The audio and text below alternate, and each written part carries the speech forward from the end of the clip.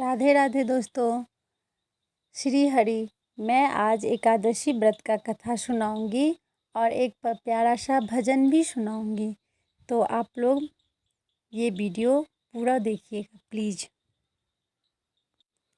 आषाढ़ मास के शुक्ल पक्ष की एकादशी को देवशयनी एकादशी कहा जाता है। देवशयनी एकादशी को ही महा एकादशी, हरि देवशयनी एकादशी, पद्म एकादशी तथा प्रबोधिनी एकादशी भी कहा जाता है।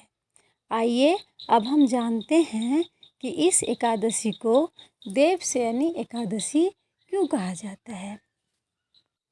ऐसा मान्यता है कि देवशयनी एकादशी साल की सबसे महत्वपूर्ण एकादशी में से एक है।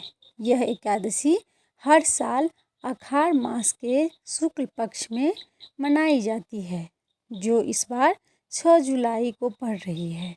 धार्मिक मान्यताओं के अनुसार इस एकादशी से भगवान विष्णु 4 महीने के लिए शयन काल में चले जाते हैं।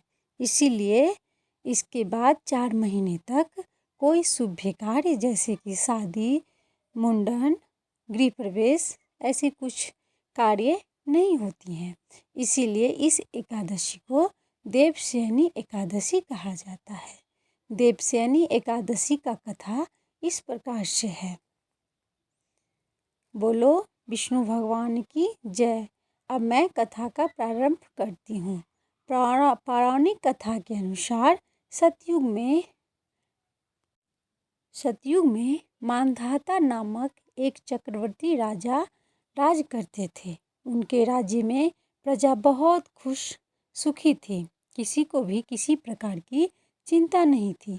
लेकिन एक समय ऐसा आया जब 3 वर्षों तक वर्षा नहीं हुई, जिससे अकाल पड़ गया। प्रजा में हाहाकार मच गया। धरती में दरारें पड़ गई और कुछ भी उपजाना असंभव सा हो गया। तब राजा ने अपने कुछ सेना के साथ जंगल में इस समस्या का समाधान के लिए प्रस्थान किए। वहाँ पे ऋषि अंगिरा ब्रह्मपुत्र थे। ऋषि अंगिरा के आश्रम में पहुँचे तो उन्होंने ऋषि को दंडवत प्रणाम किया। तब ऋषि ने उन्हें आशीर्वाद देकर उनके आने का कारण पूछा। तब राजा ने सारी बातें बताई। ऋषि अंगिरा ने राजा को देवशयनी एकादशी का व्रत करने की सलाह दी। राजा ने विधि पूर्वक इस व्रत को किया, जिसके प्रभाव से उनके राज्य में मूसलाधार बारिश हुई और प्रजा सुख समृद्धि से रहने लगी। इस व्रत के बारे में एक और मान्यता है कि भगवान विष्णु ने शंखचूड़ नामक असुर का वध करने के बाद आषाढ़ शुक्ल एकादशी के दिन क्षीर सागर में शयन किया था। इसीलिए इस एकादशी को देवशयनी एकादशी भी कहा जाता है।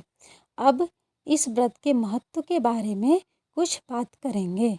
यह व्रत सभी पापों को नष्ट करने वाला और मोक्ष प्रदान करने वाला माना जाता है। इस व्रत को करने से भगवान विष्णु प्रसन्न होते हैं और सभी मनोकामनाएं पूरी करते हैं।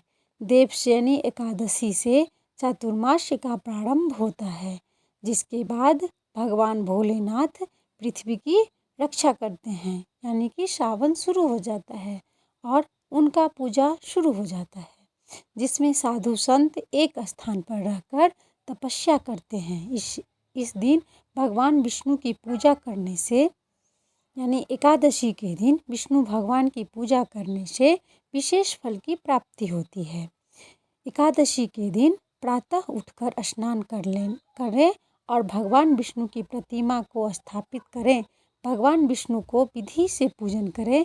भगवान विष्णु को पीले वस्त्र, पीला फूल, पीला चंदन आदि अर्पित करें।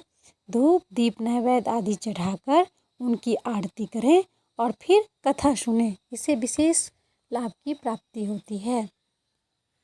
जरा आकर पार लगा जाओ मुरलिया वाले श्याम, ओ धनुषिया वाले राम, जरा आकर पार लगा जाओ मुरलिया वाले श्याम, ओ धनुषिया वाले राम। मेरी नैया बीच भंवर में, तुम छुपे हो कौन डगर में। मेरी नैया बीच भंवर में, तुम छुपे हो कौन डगर में। जरा आकर पार लगा जाओ मुरलिया वाले श्याम, ओ धनुषिया वाले राम। मेरी नैया डूब जाएगी तो दुनिया खूब हंसेगी। मेरी नैया डूब जाएगी तो दुनिया खूब हंसेगी।